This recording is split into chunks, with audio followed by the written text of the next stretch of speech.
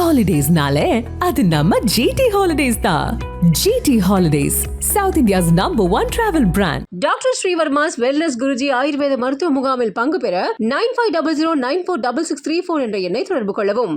நம்ம சென்னை சில்க்ஸின் ஆடி blast, சேவிங்ஸும் blast, கலெக்ஷனும் blast.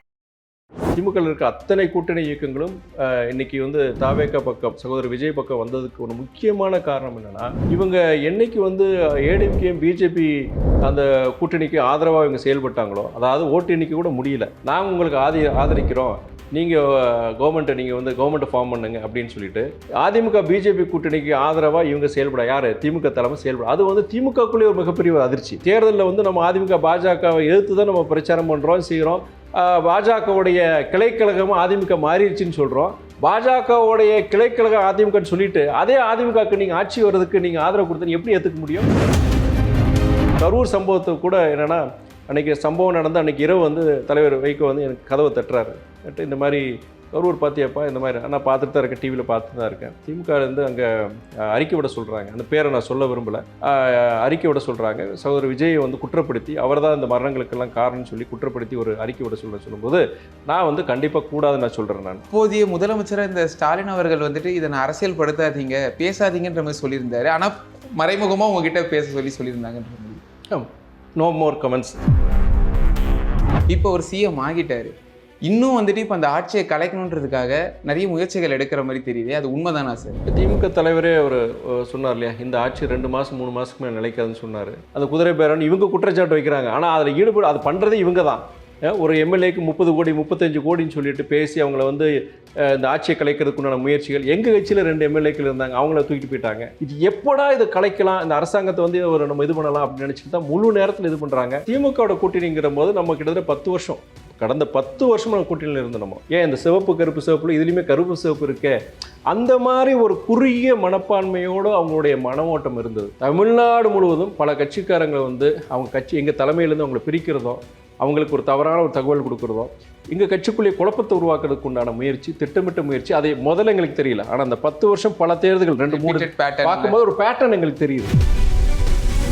உதயசீன சின்னத்தில் நீங்கள் நின்றுட்டா பெட்டருங்க, அதான் நாங்கள் விரும்புகிறோம், தலைமை விரும்புது அப்படின்னு சொல்லி அங்கே இருக்கிற அமைச்சர்கள் முக்கியஸ்தர்கள் வச்சு அந்த ப்ரெஷர் கொடுப்பாங்க. இல்லை நான் நாளைக்கு தோற்றுருவீங்க, தோற்றுட்டு நாங்கள் பதில் சொல்ல வேண்டியது இருக்கும், நாங்கள் வேலை செய்ய மாட்டோம், கட்சிக்காரங்க வேலை செய்ய மாட்டாங்க, இது மாதிரி ஒரு ப்ரெஷர் கொடுத்துட்டே இருப்பாங்க. தேர்தல் அந்த நம்ம மனு தாக்கல் பண்ணுற தேதி நெருங்க அதோடைய அழுத்தம் கூடிச்சவங்க. ஒருத்தர் திமுக சார்ந்த ஒரு முக்கியஸ்தர் பேசும்போது, நீங்கள் இங்கே வந்தீங்கன்னா உதயசீரன் சின்னத்தை சொல்லுங்கள், அந்த சின்னத்தை நில்லுங்க, ஜெயிச்சுட்டு போங்க, அதை விட்டு கொள்கை இதெல்லாம் பேசாதீங்க. திருச்சியில் இருக்கிற டீ கடைக்காரனு கூட திராவிட இயக்க கொள்கை தெரியும், நீங்கள் அதை பற்றிலாம் பேச வேண்டாம். ஏன்னா முன்னாடி ஒரு கூட்டத்தில் நான் திராவிட இயக்க கொள்கையை பற்றி ஏதோ பேசியிருப்பேன், அதாவது அதிக பிரசங்கித்தனமாக நினச்சிக்கிட்டு அந்த நேரத்தில் வந்து அவரை பேச வைக்கிறாங்க. அவர் நல்ல நபர், பேசினவர் நல்ல நபர், ஆனால் அவர் இந்த மாதிரி பேச வைக்கிறாங்க. முன்னாடி அத்தனை பேர் இருக்கிறாங்க, செய்கிறாங்க, நம்மளை சிறுமப்படுத்துகிற மாதிரி. அந்த கூட்டத்துக்கு வரும்போது அன்றைக்கி தற்செயலாக கருப்பு சட்டையை போட்டிருந்தேன். நான் கருப்பு சட்டையை போடும்போது, இல்லை இங்கே இருக்கிற ஆளுமைக்கு வந்து அது பிடிக்காதுங்க, அபசகடமாக பார்ப்பாங்க, அதனால் நீங்கள் சட்டையை மாற்றுங்கன்னு சொன்னாங்க. கருப்பு சட்டை போடக்கூடாது, கருப்பு சட்டை. ஆமாம், அதுக்கு தானே சார் அவங்க ஃபேமஸே கருப்பு சட்டை. அது என்னன்னா, அதை தான் இதில் வேடிக்கை. அதுக்கப்புறம் வந்து நான் பேசும்போதுனா, முன்னாடி இதெல்லாம் வந்து நீங்கள் கேமராவில் வந்து உங்களுக்கு தெரியாது, முன்னாடி கிட்டத்தட்ட அந்த 3000 பேர் இருக்கும்போது முன்னாடி ஒருத்தர் கத்துறான். நான் பேசிகிட்டு இருக்கும்போது, சொல்லுயா சின்னத்தை சொல்லிட்டு போய்வையா அப்படிங்கிற ஒருத்தன் கத்துறான். அதுக்காண்டி தான் டேபிள் அடிச்சுன்னு கத்துனேன். இந்த மாதிரி கூட்டணி கட்சி நெருக்கடி செய்யறதுனால தான் இப்போ எல்லா கூட்டணி கட்சியும் திமுக கிட்ட இருந்து தாவேகா கிட்ட வந்துட்டாங்களா சார்? வணக்கம் சார். வணக்கம் சார். இப்போது வைகோ ஐயா வந்துட்டு ஒரு ட்வீட் போட்டிருந்தாரு, கடந்த காலத்தில் வந்துட்டு நாங்கள் அதிமுக திமுகவோட கூட்டணி வச்சு பண்ண தவிர இந்த வாட்டி பண்ண மாட்டோம், தாவேகாவோட கண்டிப்பாக வைக்கிறோம், ஒரு நல்ல ஒரு மாற்றத்தை நோக்கி கொண்டு போவோம் அப்படின்னு நாங்கள் நம்புகிறோன்றதை சொல்லியிருந்தார். இந்த அரசியல் மாற்றம் அவர் மனசில் எதனால் சார்? அந்த இயக்கம் மேலே எந்த பெரிய ஒரு வருத்தமோ ஒரு இது கிடையாது. ஆனால் வந்து அன்னைக்கு கூட்டணி சேர்ந்த சூழ்நிலை, ஜெயலலிதாவை எதிர்த்தார், அவருடைய கைதுக்கு அந்த அம்மா தான் காரணமாக இருந்தது. அதுக்கு ஒரு 2 வருஷம் கூட ஆகலையே அதுக்குள்ளே கூட்டணி போயிட்டாங்களேங்கிற ஒரு விமர்சனம் வந்தது. அது என்ன பின்னாட்களில் ஒரு 4 வருஷம் 5 வருஷம் கழிச்சு ஒரு கொள்கை ரீதியாக ஒரு முடிவெடுக்கிறோம் செய்கிறோங்கிற மாதிரி போயிருந்தால் கூட அது ஒரு தவறாக போயிருக்காது. அன்னைக்கு பொறுத்தவரைக்கும் அது முடிவெடுக்கிறதுக்கு காரணம் வந்து தலைவர் வைகோ மாத்திரம் கிடையாது. அன்னைக்கு மதிமுக அந்த மூத்த தலைவர்கள் பல பேர் பொறுத்த வரைக்கும் அவங்க திமுகவோட இருந்தால் நமக்கு சீட்டு எண்ணிக்கை கம்மியாக இருக்கும், நமக்கு வாய்ப்பு இருக்காது. அதிமுக இருக்கும்போது நான் கிட்டத்தட்ட 40 சட்டமன்ற தேர்தலேருந்து கிட்டத்தட்ட 40 தொகுதி வரைக்கும் கொடுத்தாங்க. ஸோ எல்லாருக்கும் ஒரு வாய்ப்பு கிடைக்கும், எல்லாரும் வெற்றி பெறலாமே அப்படின்னு நினச்சி ஒரு இதில் வந்து ஒரு நிர்பந்தத்துக்குள்ள தலைவரை கொண்டு போகும்போது அப்போ தலைமை கட்சியோட இப்போ மற்ற தலைவர்களுடைய நிர்பந்தத்துக்காண்டி இவர் ஒரு சமரசம் பண்ணிட்டு அன்றைக்கி ஒரு இது முடிவெடுத்தார். பட் அவர் முழுமனதாக எடுக்கல. அதையும் நம்ம சொல்லி ஆகணும். எங்களுடைய பொதுக்குழுவில் மற்ற இடங்கள்ல வந்து நம்ம போனால் நம்மளுடைய குட்வில் கட்சியோடையது என்னுடைய அந்த குட்வில் பாதிச்சிடும், நமக்கு ஒரு கெட்ட பேர் வர்றதுக்கு வாய்ப்பு இருக்குன்னு சொல்லிட்டு அந்த விவாதங்கள்லாம் கட்சி கூட்டங்கள் நடந்தது.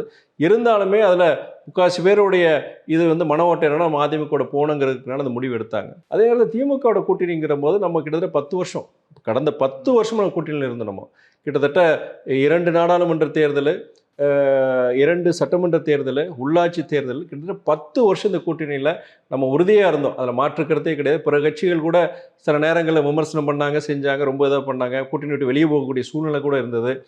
சீட்டு எங்களுக்கு கிடைக்கலன்னா இத்தனை எண்ணிக்கையில் எங்களுக்கு கொடுக்கலன்னு நாங்கள் வெளியே போகிற மாதிரி கூட இருந்தது. பிற இயக்கங்களோட கூட்டணி கூட பேசினாங்க.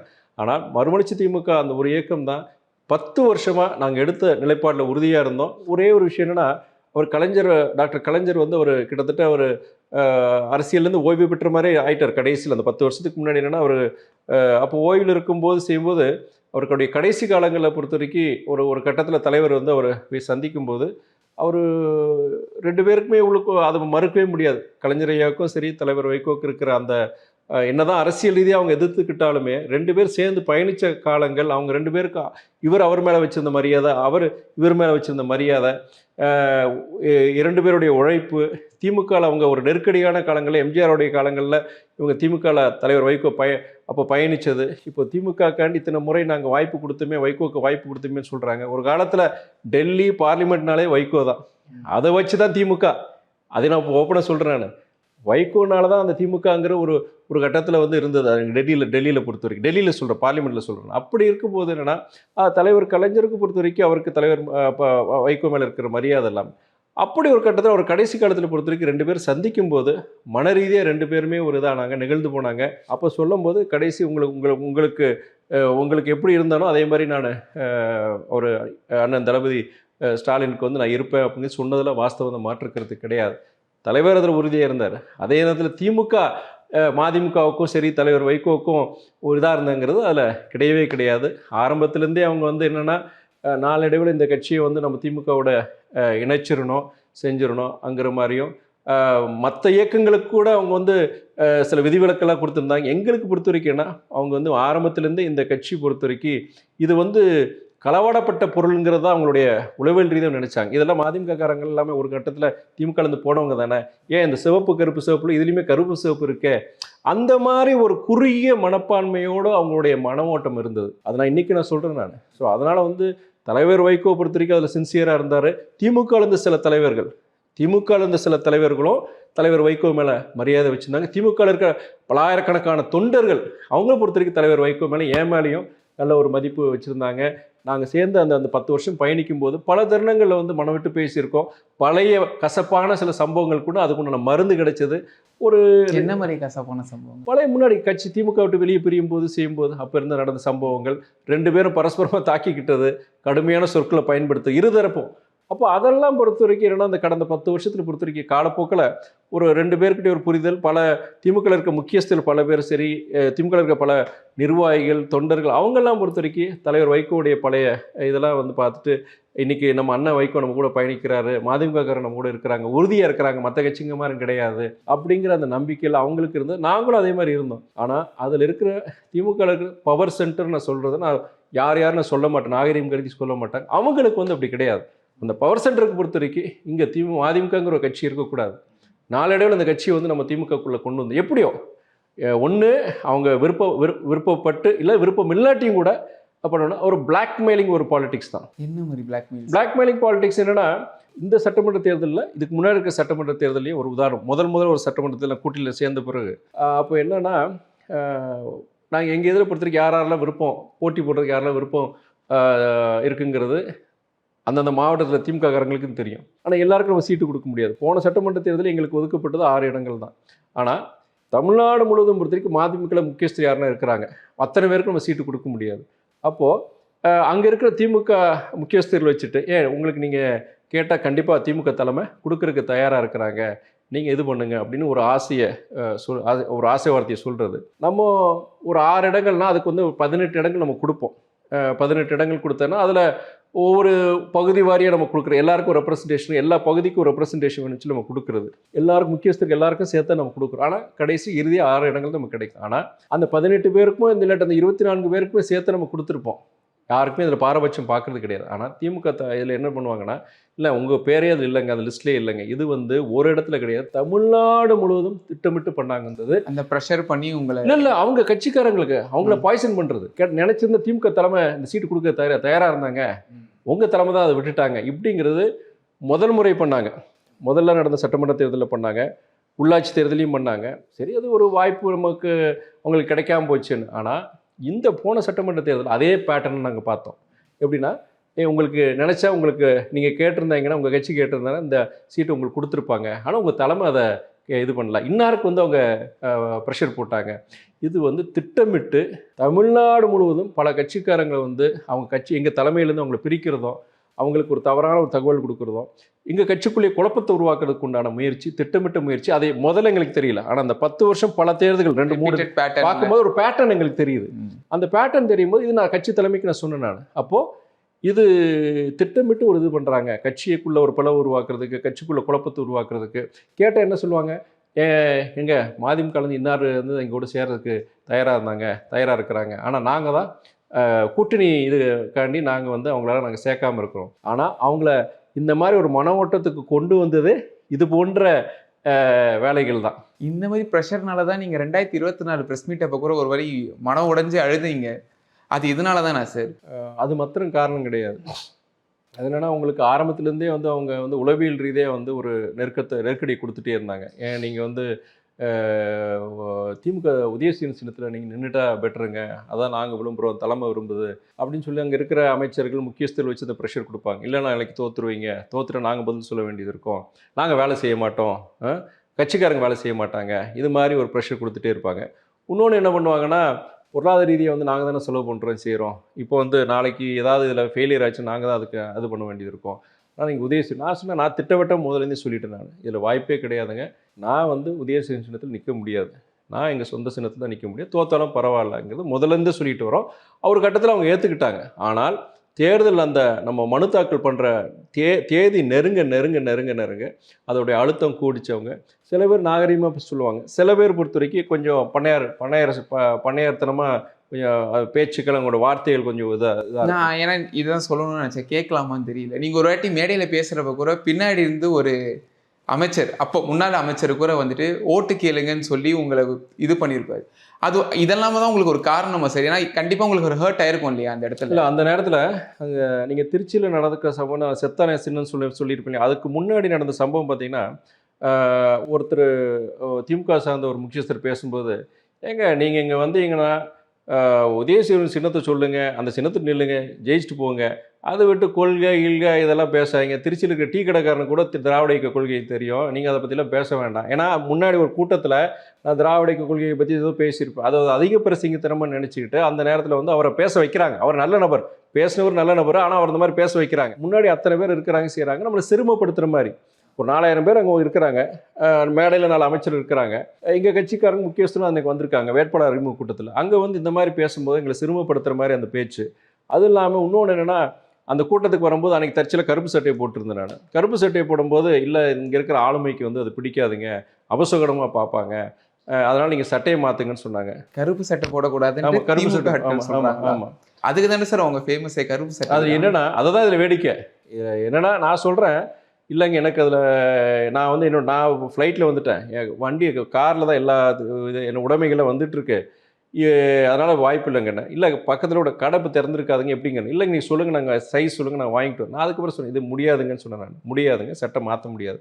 அப்புறம் எங்கள் கட்சியில் ஒருத்தர் வந்து எங்கிட்ட சொன்னார், அவர் நாத்திகர், என்கிட்ட சொன்னவர் எங்கள் கட்சியோட முக்கியஸ்தர், ஒரு நாத்திகர், அவர் பெரிய அரிஸ்ட், அவரே என்கிட்ட வந்து சொல்கிறாரு, இல்லைங்க தம்பி, அவங்க ரொம்ப ஒரு இது பண்ணுறாங்க தம்பி, நீங்கள் எதுக்கு ரொம்ப நீங்கள் மாதிரினா பிறகு சத்தம் போட்டேன். ஏன்னா இது சட்டை மாற்றுறது மற்ற விஷயம் கிடையாது, இது கருப்பு சட்டை அது சட்டை அவங்க அவசகனம் பார்க்குறதால விட்டுருங்க. சட்டையை மாற்ற சொல்கிறது நான் உளவியல் ரீதியாக இது வந்து நம்மளை வந்து சிறுமப்படுத்துகிறேன் நான் பார்க்குறேன். நான் இதெல்லாம் வந்து நீங்கள் ஒரு பெரிய அரிஸ்ட் வர நீங்கள் இந்த இன்னொரு தடவை யாராவது வந்து சட்டையை மாற்ற சொன்னான்னா நடக்கிறதே வேற, அவங்ககிட்ட சொல்லி வைங்கன்னு சொன்னேன் நான். அது இல்லைங்க, அவர் மறுத்துட்டாச்சு. இதெல்லாம் அதுக்கப்புறம் தான் மேடைக்கு நாங்கள் ஏறுறோம்.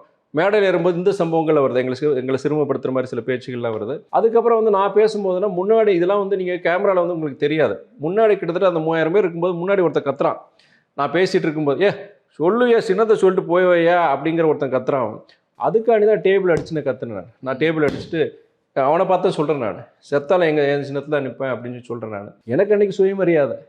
அப்படி வேணா என்ன கேண்டிடேட் வேணா கேண்டிடேட்டை மாற்றுவாங்க, இல்லை மொத்தத்திலேயே கூட்டணி விட்டு வெளியே அமைச்சுன்னா ஐ டோன்ட் கேர். ஆனால் எங்கள் கட்சியில் இருக்கிற முக்கியவங்க எங்களோட தலைவரே எங்கிட்ட மெட்ராஸில் நான் வந்த பிறகு சொன்னார், என்னப்பா நீ இப்படி கோவப்பட்ட, இவ்வளோ கோவப்பட்டணுமா செய்யணுமா, இல்லை யோசிக்கக்கூடாதுன்னு சொல்லும்போது நான் அதில் இல்லை நான் செஞ்சது ரைட்டு அப்படின்னு எனக்கு ஒன்று அவசியம் இல்லைன்னு சொன்னேன். நான் அது வந்து எனக்கு ஒரு அக்னி பரீட்சை. இன்றைக்கும் துரைவைக்கோ வந்து பதவிகளுக்கெல்லாம் அப்பாற்பட்டவங்கிறதுக்கு அது ஒரு அக்னி பரீட்சனுக்கு அன்றைக்கி நடந்த ஒரு அக்னி பரீட்சை. நான் எனக்கு எம்பி பதவி தான் முக்கியம்னு நினச்சிருந்தானா நான் காம்ப்ரமைஸ் ஆகிருக்கலாம். அத்தனை பேர் மேடையில் 4 மந்திரிங்க இருக்கிறாங்க, செய்கிறாங்க. நான் பேசிகிட்டே வரும்போது செய்யும்போது தான் நான் அப்பயே நான் சொல்கிறேன், பேலன்ஸ் பண்ணி சொல்கிறேன். நான் என்னென்னா உங்கள் திமுக நான் அவமதிக்கலை, திமுக சின்னத்தை நான் அவமதிக்கலை. அந்த சின்னம் வந்து அண்ணா கண்ட சின்னம் உதயசூரியன்கிறது. எங்கள் தலைவர் எங்கள் ஐயா வந்து அதில் நின்றுருக்கிறார், உதயசூரிய சின்னத்தில் போட்டி போட்டிருக்கார். அதே நேரத்தில் நான் வந்து என் கட்சி இதே அடிப்படை உறுப்பினர்லேருந்து ராஜினாமா பண்ணி திமுகவில் உறுப்பினராகி அதுக்கப்புறம் நான் எப்படி நாங்கள் போட்டி போட முடியும் அப்படின்னு சொல்லி நான் அந்த அதில் சொல்கிறேன். நான் இது என்னன்னா அப்போ சொல்லும் போது ஒரு இடத்துல பிரேக் ஆகிறேன். நான் ஒரு பேசிட்டே இருக்கும்போது 7-5-6 நிமிஷம் கழிச்சு நான் பிரேக் ஆகிறேன். என்ன மாதிரி பிரேக் ஆகிறேன்னா என்னன்னா நான் அரசியலுக்கே வந்து நான் விருப்பம்லாம் வந்தவன் தான். எங்கள் கட்சிக்காரங்க எங்கள் ஐயாக்காண்டி எங்கள் கட்சிக்காரங்காண்டி நான் வந்தேன். நான் அப்படி இருக்கும்போது எனக்கு என்னென்னா இந்த அப்படின்னு சொல்லும்போது நான் பிரேக் ஆகிறேன். ஏன்னா என் மனசுக்குள்ள எனக்கு இனிமேல் இதுவரைக்கும் அந்த பேஷன் கிடையாது. பேஷன்னு சொல்லுவீங்களா, ஆங்கிலத்தில் சொல்லுவீங்க இல்லையா, ஒரு வேட்கை, ஒரு ஒரு ஒரு எனக்கு இது வரைக்கும் எனக்கு என்ன எங்கள் அப்பாக்காண்டி கட்சிக்காரங்களுக்காண்டி நிர்வாகிக்காண்டி இன்றைக்கி ஒரு எம்பியாக இருக்கிறேன். என்னால் முடிஞ்ச வரைக்கும் நிறைய குடும்பங்களுக்கு, சாதாரண ஏழை எளிய மக்களுக்கு நிறைய இடங்கள் நான் அவங்க பிரச்சனையில் இருக்கும்போது நான் உதவியாக இருக்கிறேன். நிறைய பேர் நல்லது செய்ய முடியுது. அது ஒன்று தான் என்ன வந்து இந்த அரசியலில் பயணிக்க வைக்குது. இந்த மாதிரி கூட்டணி கட்சி நெருக்கடி செய்கிறதுனால தான் இப்போ எல்லா கூட்டணி கட்சியும் திமுக கிட்ட இருந்து தாவேகா கிட்ட வந்துட்டாங்களா சார்? மற்ற இயக்கங்களை பற்றி எனக்கு சொல்ல தெரியல எனக்கு. ஆனால் இந்த சம்பவம் எதனால் திமுக கூட்டணி ஏன்னா எதுக்கு சொன்னோன்னா இப்போ விசிகா அவங்க வந்தோடனே ராசா அவர் போட்டு ஒரு ட்வீட்டும் கான்ட்ரவர்சி ஆச்சு, அவங்களுக்கு ரொம்ப சிறுமைப்படுத்த பேசுகிற மாதிரி, அதனால கேட்டேன். இல்லை நீங்கள் மற்ற இயக்கங்கள் பற்றி எனக்கு தெரியாது. ஆனால் ஒட்டுமொத்தமாக திமுக இருக்க அத்தனை கூட்டணி இயக்கங்களும் இன்னைக்கு வந்து தாவேகா பக்கம் சகோதரர் விஜய் பக்கம் வந்ததுக்கு ஒரு முக்கியமான காரணம் என்னென்னா, இவங்க என்னைக்கு வந்து ஏடிஎம்கே பிஜேபி அந்த கூட்டணிக்கு ஆதரவாக இவங்க செயல்பட்டாங்களோ, அதாவது ஓட்டு எண்ணிக்கை கூட முடியல. ஓட்டு எண்ணிக்கை முடியறதுக்கு முன்னாடி இவங்க ஏடிஎம்கேவுடைய அவர் எடப்பாடி அண்ணன்கிட்ட பேசுகிறாங்க. பேசிட்டு நாங்கள் உங்களுக்கு ஆதரிக்கிறோம், நீங்கள் கவர்மெண்ட்டை ஃபார்ம் பண்ணுங்க அப்படின்னு சொல்லிட்டு அதிமுக பிஜேபி கூட்டணிக்கு ஆதரவாக இவங்க செயல்பட யார் திமுக தலைமை செயல்பட. அது வந்து திமுகக்குள்ளே ஒரு மிகப்பெரிய ஒரு அதிர்ச்சி. பல பேர் அதை ஏற்றுக்கல.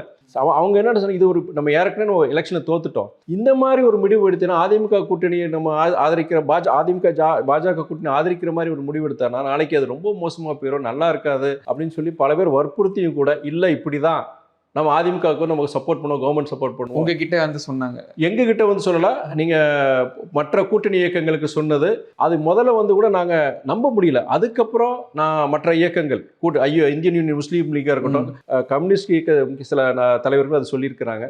இது வந்து ஒரு மிகப்பெரிய ஒரு அதிர்ச்சி. எப்படிடா நம்ம வந்து தேர்தலில் வந்து நம்ம அதிமுக பாஜகவை எதிர்த்து தான் நம்ம பிரச்சாரம் பண்ணுறோம் செய்கிறோம், பாஜகவுடைய கிளைக்கழகமாக அதிமுக மாறிடுச்சுன்னு சொல்கிறோம், பாஜகவுடைய கிளைக்கழகம் அதிமுகன்னு சொல்லிட்டு அதே அதிமுகவுக்கு நீங்கள் ஆட்சி வர்றதுக்கு நீங்கள் ஆதரவு கொடுத்து எப்படி ஏற்றுக்க முடியும்? மத சார்பின்மை சொல்கிறீங்க, நீங்கள் சாதி மத அரசியலுக்கெல்லாம் நம்ம தமிழ்நாடு விட்டுறக்கூடாதுன்னு சொல்லிட்டு நாங்களாம் போய் திமுகவோட சேர்ந்தோம். அந்த முக்கியமான காரணம், முதல் காரணமே வந்து அதுக்கு ஒரு வேட்டு வைக்கும்போது நாங்கள் எப்படி அந்த கூட்டணியில் இருக்க முடியும்? 10 வருஷம் அந்த கூட்டணியில் இருந்திருக்கோம் நாங்கள். அதே மாதிரி திருமா அவர்களையும் வந்துட்டு சிஎம் ஆக்கணுன்ற முயற்சி வந்துட்டு நிறைய நடந்துச்சுருந்தோம். அதை பற்றி கொஞ்சம் சொல்லுங்கள் சார். உண்மையாக அது நடந்துச்சா? ஏன்னா வெளிலேருந்து எங்களுக்கு அண்ணன் திரும்ப வந்து அவங்க முதலமைச்சர் ஆக்கிறதுக்கு உண்டான முயற்சியாக இருக்கட்டும், அவங்களுக்கு ஒரே முயற்சி என்ன, சகோதரர் விஜய் வந்து அந்த முதலமைச்சர் நாற்காலில் உட்காரக்கூடாது. அதுக்கு வந்து எல்லா யுக்திகளையும் கையாண்டாங்க. அவங்ககிட்ட அந்த நம்பர்ஸ் மாத்திரம் எம்எல்ஏ எண்ணிக்கைங்கிற அந்த நம்பர்ஸ் மாத்திரம் இல்லை. இருந்திருந்தானா அவங்க ஹுக் ஆர் குறுக் ஏதாவது ஒரு குறுக்கு வழியில் இன்னைக்கு முதலமைச்சர் நாற்காலில் சகோதரர் விஜய் உட்காராம பண்ணியிருப்பாங்க. யாரோட மாஸ்டர் பிளான் சார் அது? ஆக்சுவலி விஜய் அந்த பவர் சென்டர்னு சொல்கிறேன் இல்லையா, அதில் இருக்கிற ஒரு முக்கியமான நபர். அவருக்கு என்னென்னா ஒரு மிகப்பெரிய ஒரு ஈகோ இஷ்யூ. அது எப்படி வந்து சகோதரர் விஜய் வந்து அங்கே உட்கார்ற அந்த முதலமைச்சர் நாற்காலி உட்கார்றது, நம்ம அந்த அரங்கத்துக்குள்ளே எப்படி போகிறது, இது வந்து அவருக்கு வந்து அது ஒரு மக்கள் பிரச்சனையாவோ ஏதோ பார்க்கலாம். மனசுக்குள்ள ஒரு மிகப்பெரிய ஒரு ஒரு அவருக்கு வந்து ஒரு ஒரு ஒரு வெறுப்புன்னு தான் சொல்லணும். பியூரா ஈகோனால தான் இப்போ விஜய் அவர்கள் வந்து சிஎம்மா உட்காந்துடக்கூடாதுன்றதுனாலயா? ஆமாம், அதுதான், வேற என்ன. சார், இப்போ நீங்கள் வந்துட்டு நிறைய கசப்பான சம்பவங்கள் வந்துட்டு திமுகவோட இருந்திருக்குன்னு சொல்லியிருக்கீங்க. இப்போ வந்துட்டு நீங்கள் தாவேக்காக்குள்ள வந்துட்டீங்க. இந்த மாற்றத்தை இப்போ எப்படி சார் பார்க்குறீங்க? முதல்ல விஷயம் என்னன்னா, நான் தனிப்பட்ட துரை வைகோ அரசியலுக்கு அப்பாற்பட்டு நான் எம்டிஎம்கே எல்லாம் விட்டுருங்க. எனக்கு என்னன்னா, தமிழ்நாட்டு அரசியலில் சாதி மத பிரிவினைவாத அரசியல் பண்ணாமல் மக்களுக்கு நான் நல்லது செய்வேன் அப்படின்னு சொல்லிட்டு ஒத்த பைசா கொடுக்காம இன்னைக்கு ஒரு அரசாங்கம் அமைச்சிருக்கிறாரு சகோதரர் விஜய். இது வந்து ஒரு மிராக்கிள், மிகப்பெரிய ஒரு அதிசயம். நீங்கள் இந்த மாதிரி ஜனங்களுக்கு காசு கொடுக்காம ஜெயிக்க முடியுமா? ஒரு எம்எல்ஏனா இன்றைக்கி வந்து குறைஞ்சபட்சம் 15 கோடி 20 கோடி செலவு பண்ணணும், எம்பினா இத்தனை கோடி செலவு பண்ணணும், பஞ்சாயத்து பிரசிடென்ட்னா குறைஞ்சபட்சம் 1 கோடி 2 கோடி செலவு பண்ணணும். தமிழ்நாடு அரசியலை பொறுத்த வரைக்கும் கடந்த 15 வருஷம் 20 வருஷமாக வந்து ரொம்ப மோசமாயிட்டு போயிடுச்சு. அதாவது பணம் இல்லாமல் நம்ம அரசியல் பண்ண முடியாங்கிறது. அது வந்து இன்றைக்கி ஒரு மிகப்பெரிய ஒரு ஆச்சரியம், ஒரு மிராக்கிள். என்னென்னா, இன்றைக்கி தமிழ்நாட்டு அரசியலில் இன்றைக்கி சகோதரர் விஜய் அது கொண்டு வந்திருக்கிறார். சாதி மத பிரிவினை அரசியல் பண்ணாமல் ஜனங்களுக்கு நான் நல்லது செய்வேன், இன்னும் நல்ல ஒரு ஊழலற்ற ஒரு அரசாங்கத்தை நான் கொடுப்பேன் நான் அப்படின்னு சொல்லிட்டு இன்றைக்கி அவங்க ஜெயிச்சு வந்திருக்கிறாங்க. இன்றைக்கி எதை சொல்லலாம், ஆட்டோக்காரங்க, தண்ணி கேன் போட்டவங்க, நம்ம நம்பவே முடியாது. அப்படிப்பட்ட இன்றைக்கி எளியவர்கள் இன்றைக்கி வந்து சட்டமன்ற உறுப்பினர் ஆகியிருக்கிறாங்க, அமைச்சர்கள் ஆகியிருக்கிறாங்க. இது வந்து என்னென்னா, இது தனிப்பட்ட ஒரு துரை வைக்கவா எனக்கு ரொம்ப சந்தோஷம். எனக்கு ரொம்ப சந்தோஷம். இந்த மாற்றம் இருக்கு இல்லையா, இது பாதுகாக்கப்படணும், இந்த மாற்றம் வந்து தொடரணும். ஏன்னா இது வந்து எப்படின்னா, இப்போ எங்கள் காலஞ்சென்ற மக்கள் தலைவர் ஐயா மூப்பனார் அவர் முயற்சி எடுத்தார், அவருக்கு வெற்றி பெற முடியல. எங்கள் தலைவர் வைகோ முயற்சி எடுத்து வெற்றி பெற முடியல. காலஞ்சென்ற புரட்சி கலைஞர் விஜயகாந்த் அண்ணன் அவருமே ட்ரை பண்ணாங்க.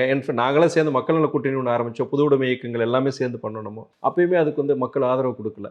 நல்ல தலைவர்கள் தான், நல்லது தான், ஆனால் வந்து அதுக்கு ஆதரவு கிடைக்கல. ஆனால் சகோதரர் விஜயை பொறுத்த வரைக்கும் இந்த ஒரு மாற்றத்தை உருவாக்கியிருக்கிறாரு. இந்த மாற்றம் வந்து அரசியலுக்கு அப்பாற்பட்டு நான் பார்க்குறேன். நான் சகோதரர் விஜய் மேலே வந்து அவர் ஒரு நடிகராக இருக்கலாம், இதாக இருக்கலாம். ஆனால் தமிழ்நாட்டு மக்களுக்காக அரசியலில் ஒரு நடந்த மிக நல்ல ஒரு அற்புதமான விஷயம்.